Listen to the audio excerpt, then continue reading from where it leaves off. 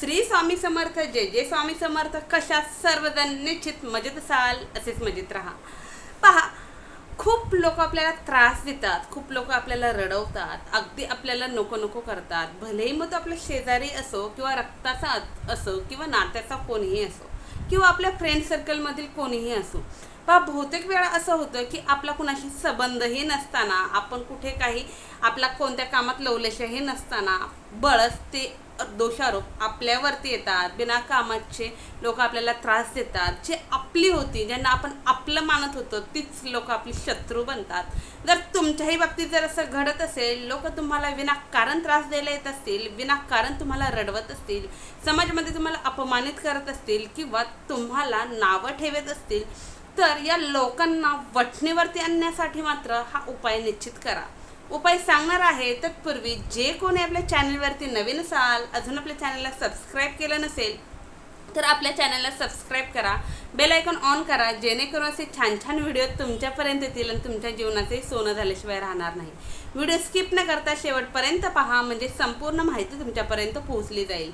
तर पहा, हा जो उपाय आहे, हा उपाय तुम्ही कोणत्याही मंगळवारी किंवा कोणत्याही शनिवारी करायचा आहे. ज्यांना अगदीच घाई आहे त्यांनी कोणत्याही दिवशी जरी केलात तरीही चालेल. आता या उपायासाठी साहित्य काय लागणार आहे ते सर्वप्रथम सांगते. हा उपाय घरातील कोणीही करू शकतं, अगदी पुरुषही करू शकतो, महिलाही करू शकते. कोणीही उपाय केलात तरीही काही हरकत नाही. तर उपायासाठी साहित्य काय लागणार आहे ते सांगते. या उपायासाठी तुम्हाला लागणार आहे पिंपळाचं एक पान. पिंपळ वृक्ष सर्वांना माहिती आहे. या पिंपळ वृक्षाचं तुम्हाला हिरवगार असं एक पान घ्यायचं आहे आणि त्यानंतरनं तुम्हाला लागणार आहे ते पिवळी मोहरी चिमूटभर. त्यानंतरनं भीमसेनी कापूर, त्याचे 1-2 खडे घ्या. भीमसेनी कापराला विशिष्ट आकार नसतो म्हणून 1-2 खडे घ्या. त्यानंतरनं लागणार आहे एक शाबीत लवंग. शाबीत लवंग म्हणजे जी लवंग तुटलेली नाही, फुटलेली नाही, ज्या लवंगेला पुढे बोंड आहे, फूल आहे, अशा लवंगेला शाबीत लवंग म्हणतात. ही लागणार आहे. त्यानंतरनं चिमूटभर हिंग. हिंग पहा, आपण जो घरामध्ये भाजीला वगैरे टाकण्यासाठी वापरतो, तर हा हिंग चिमूटभर तुम्हाला या उपायासाठी लागणार आहे. बस इतकंच साहित्य तुम्हाला घ्यायचं आहे. त्यानंतरनं सर्वात महत्त्वाचं म्हणजे लाल पिवळ्या रंगाचा कलावा. कलाव्यालाच रक्षा कवच असं सुद्धा म्हटलं जातं. पहा, आपण ज्यावेळेस अक्कलकोटला वगैरे जातो तिथे आपण वटवृक्षाला जो धागा बांधतो त्यालाच आपण रक्षा कवच असं म्हणतो. तर हा लाल पिवळ्या रंगाचा धागा म्हणजेच रक्षा कवच किंवा कलावा हा तुम्हाला छोटासा, म्हणजे अगदी ईदभर जरी असेल तरीही चालेल, एवढा घ्यायचा आहे. आता उपाय कसा करायचा, कोठे करायचा? हा जो उपाय आहे, हा उपाय तुम्हाला तुमच्या घरामध्ये बसूनच करायचा आहे किंवा अगदीच तुम्ही मारुतीरायाच्या मंदिरामध्ये या उपायासाठी जावंच लागतं. तुमच्या जवळपास जेथे हनुमान महाराजांचं मंदिर किंवा मारुतीरायांचं मंदिर आहे तेथे तुम्हाला हे पान जे आहे ते पान घेऊन जायचं. घेऊन गेल्याच्या नंतरनं मारुतीरायांच्या डाव्या पायाचा पाय जे खाली तळवा आहे किंवा जो फूट आहे, पाय जो आहे मारुतीरायांचा डाव्या पायाचा थोडासा शेंदूर तुम्हाला तेथून घ्यायचा आहे. पहा, काही ठिकाणी मारुतीरायांना हात लावून दर्शन होत नाही किंवा म्हणजे मूर्तीला टच करणं सुद्धा करून देत नाही. तर तेथे तुम्हाला जे महाराज आहे त्या महाराजांना किंवा पुजाऱ्यांना बोलायचं आहे की मला डाव्या पायाचा मारुतीरायांचा थोडासा शेंदूर हवा आहे. ती लोक देतात, खूप चांगले असतात, देतात. थोडीशी रिक्वेस्ट करा, नाही जर दिला तर ते डाव्या पायाचा शेंदूर घ्यायचा. हे पान आणि तो शेंदूर घेऊन तुम्हाला घरी यायचं आहे. घरी आल्याच्या नंतर स्वच्छ हातपाय वगैरे धुवायचं. दक्षिण दिशेला तोंड करून एका आसनावरती बसायचं. त्यानंतर एखादा पाट घ्या, चौरंग घ्या किंवा एखादी प्लेट घ्या. त्यामध्ये तुम्हाला जे काही मी साहित्य सांगितलं हे सर्व साहित्य घ्यायचं आणि हे सर्व साहित्य घेऊन तुम्हाला बसायचं आहे. बसण्यापूर्वी एखादी अगरबत्ती लावा की धूप, दीप, अगरबत्ती जे काही आहे ते लावा. त्यानंतर दिवा प्रज्वलित करून घ्या आणि दक्षिण दिशेलाच तोंड करून बसायचं आहे. हे मात्र लक्षात ठेवा. अगदी देवघराच्या समोर जरी बसलात तरी चालेल, परंतु दक्षिण दिशेला तोंड करूनच बसायचं आहे. आणि त्यानंतर तुमच्याकडे जे गंगाजल असेल ते थोडं शिंपडा, नसेलच तर जे गुलाब पाणी असेल ते शिंपडा. गुलाब पाणी वगैरे शिंपडून घ्या. तेही नसेल तर घरामध्ये जे शुद्ध पिण्याचं पाणी आहे ते थोडंसं शिंपडा. त्यानंतर ते पान व्यवस्थित कोरडं करून घ्या. त्या पानावरती तुम्हाला शेंदुराच्या साह्याने, जो तुम्ही मारुतीरायाच्या पायाचा शेंदूर आणलेला आहे, या शेंदुराच्या साह्याने जी व्यक्ती तुम्हाला त्रास देते, जी व्यक्ती तुम्हाला रडवते, जी व्यक्ती तुम्हाला अपमानित करते, जी व्यक्ती तुम्हाला शिव्या श्राप देते, या पिंपळाच्या पानावरती तुम्हाला त्या व्यक्तीचं नाव लिहायचं आहे. एका वेळेस एकाच व्यक्तीचं नाव लिहा, किंवा तुमचे अनेक शत्रू असतील तर त्यांची जरी एकखट्टी नावं लिहिली तरीही चालेल, काहीही हरकत नाही. ही नावं लिहिल्याच्या नंतरनं त्यावरती पिवळी मोहरी ठेवायची. त्यानंतरनं जो कापूर सांगितला भीमसेनी कापूर ठेवा. आणि त्यानंतरनं मी तुम्हाला सांगितलेला हिंगसुद्धा ठेवा. आणि यानंतर याचा एक विडा तयार करा. अगदी गुंडाळून जरी तुम्ही तसा विडा तयार केला तरी चालेल, किंवा घड्या घालून जरी विडा तयार केला तरीही चालेल. विडा तयार करून झाल्याच्या नंतरनं जी एक लवंग उरते, ही लवंग बरोबर मधोमध त्या विड्याच्या पानाला त्या पिंपळाच्या पानाला टोचा आणि तो विडा पॅक करून घ्या.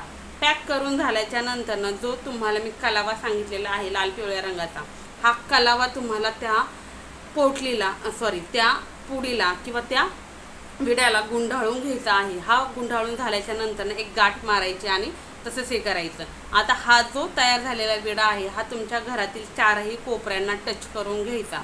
आणि 4ही कोपऱ्यांना टच करून झाला की त्यानंतरनं तुम्हाला काय करायचं आहे, या विड्याला उजव्या हातावरती घ्यायचा आणि पॉझिटिव्ह अफर्मेशन द्यायची की म्हणजे त्या विड्याला पॉझिटिव्ह अफर्मेशन द्यायची की माझ्याबरोबर हा व्यक्ती किंवा ह्या व्यक्ती खूप वाईट वागत होत्या, माझ्याबरोबर ह्या व्यक्ती आता खूप चांगल्या वागायला लागलेल्या आहेत. मी जसं म्हणतो त्याप्रमाणे या व्यक्ती वागायला लागलेल्या आहेत. मी माझ्या जीवनामध्ये खरंच खूप खुश आहे. थँक्यू ब्रह्मांड, थँक्यू ब्रह्मांड किंवा धन्यवाद ब्रह्मांड असं म्हणायचं आहे फक्त 7 वेळेस. हे म्हणून झाल्याच्या नंतर हा विडा तुम्हाला तुमच्याकडे जे तुम्ही धूप वगैरे जाळण्याचं भांडं आहे ते भांडं घ्या, किंवा तुमच्याकडे लोखंडी जे कोणतं भांडं असेल, लोखंडी तवा असेल, लोखंडी कढई असेल, त्यामध्ये तुम्हाला हा विडा त्या दक्षिण दिशेला ठेवून द्यायचा आहे. दक्षिण दिशेच्या कोपऱ्यामध्ये, कोपरा शिल्लक नसेल तर भिंतीला वगैरे दक्षिण दिशेच्या साईडला ठेवून द्यायचं आहे. हे रात्रभर तुम्हाला तेथेच ठेवायचं. समजा तुम्ही दिवसा उपाय करताय तर दिवसभर आणि ती रात्रभर तुम्हाला तेथेच ठेवायचं. दुसऱ्या दिवशी म्हणजे 12 तास झाल्याच्या नंतरनं दुसऱ्या दिवशी तुम्हाला काय करायचं आहे, हे ज्यामध्ये तुम्ही ठेवलेलं आहे हे भांडं तुम्हाला घ्यायचं आहे. तुमच्या मुख्य दरवाजा ओपन करायचा आहे आणि मुख्य दरवाजाच्या बाहेर जाऊन तुम्हाला त्यामध्ये पुन्हा भीमसेनी कापूर ॲड करून हे प्रज्वलित करायचं आहे. पहा, थोडंफार जळेल, थोडंफार राहील, काहीही हरकत नाही, फक्त प्रज्वलित करायचं आहे. पूर्ण प्रज्वलित होतपर्यंत त्यामध्ये भीमसेनी कापूर ॲड करत चला. आता हे प्रज्वलित झाल्याच्या नंतर, हे पूर्ण शांत झाल्याच्या नंतर काय करायचं आहे, याची जी राख आहे ही राख घेऊन किंवा ही जी राहिलेली जे काही साहित्य आहे हे घेऊन तुम्हाला तुमच्या घराच्या पासून थोडंसं दूर अंतरावरती जायचं. दक्षिण दिशेला तोंड करून उभं राहायचं आणि सर्व साहित्य जे आहे ते तुम्हाला दक्षिण दिशेला फेकून द्यायचं, जोरात फेकून द्यायचं. आणि तेथून थेट घरी यायचं. मागे वळून पाहायचं नाही, कोणाबरोबर बोलायचं नाही, काय नाही. तेथून आलात की डायरेक्ट बाथरूममध्ये जायचं, स्वच्छ हातपाय वगैरे धुवायचं आणि त्यानंतर तुमची जी काही कामं आहेत ती करायची. पहा, आता यातील हे साहित्य काय घ्यायचं, भीमसेनी कापूर. कोणतीही नकारात्मकता, कोणतीही बाधा, इडापिडा सर्व दूर करण्यासाठी भीमसेनी कापूर खूप महत्त्वाचा असतो. त्याचप्रमाणे लवंग, कोणताही नजरदोष, कोणतीही इडापिडा, बाधा, शत्रू नाश करण्यासाठी लवंग घ्यायची आहे. पिंपळ वृक्षामध्ये खूप मोठ्या प्रमाणामध्ये आपल्या इडापिडा ज्या काही समस्या आहेत त्या दूर करण्याचं काम पिंपळ वृक्षाचं पान करतं. त्याचप्रमाणे पिंपळ वृक्षामध्ये माता सरस्वती आणि माता लक्ष्मी आणि भगवान विष्णूंचा वास असतो, म्हणून पिंपळ वृक्षाचं पान घ्यायचं. पिवळी मोहरीसुद्धा आपल्यावरती ज्या काही इडापिडा आहेत, जे कोणी आपल्याला शत्रू त्रास देत आहे त्या सर्व त्रासातून आपली मुक्तता करण्यासाठी पिवळी मोहरी घ्यायची आहे.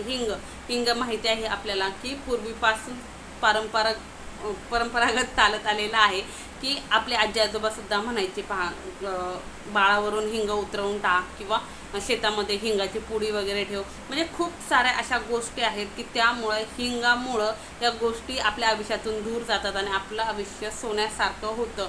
आणि मारुती रायाच्या पायाचा शेंदूर यासाठी की आपल्याला माहिती आहे मारुती राया हे संकटमोचन आहे आणि कोणतीही गोष्ट, कोणतेही संकट आपल्याला दूर करण्यासाठी मारुती राया खूप महत्त्वाचे आहेत.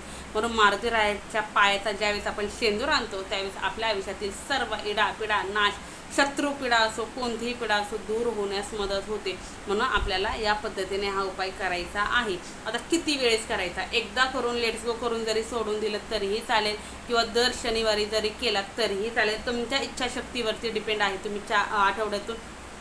आठवड्यातील एका शनिवारी करा किंवा महिन्यातून 2दा करा, 3दा करा, 4दा करा, तुमच्या इच्छेवरती. पहा, काही लोकांना काही तासांमध्ये अनुभव येईल, काहींना काही दिवस लागतील, काहींना आठवडे लागतील, काहींना महिनाही लागू शकतो. कारण आपण उपाय किती पोटतिडकीने किती पॉझिटिव्हली करतो त्यावरती डिपेंड असतं की आपल्याला अनुभूती किती दिवसात येणार आहे. फक्त मनोभावे उपाय करा, निश्चित त्याची अनुभूती आल्याशिवाय राहत नाही. जी सांगितलेली सर्व माहिती तुम्हाला समजली असेल. व्हिडिओ कसा वाटला हे कमेंट्समध्ये सांगायला विसरू नका. तसेच कमेंट्समध्ये श्री स्वामी समर्थ, जय जय स्वामी समर्थ हे लिहिलाही विसरू नका. झालेली सेवा स्वामींच्या निर्जू. श्री स्वामी समर्थ, जय जय स्वामी समर्थ, श्री स्वामी समर्थ महाराज की जय.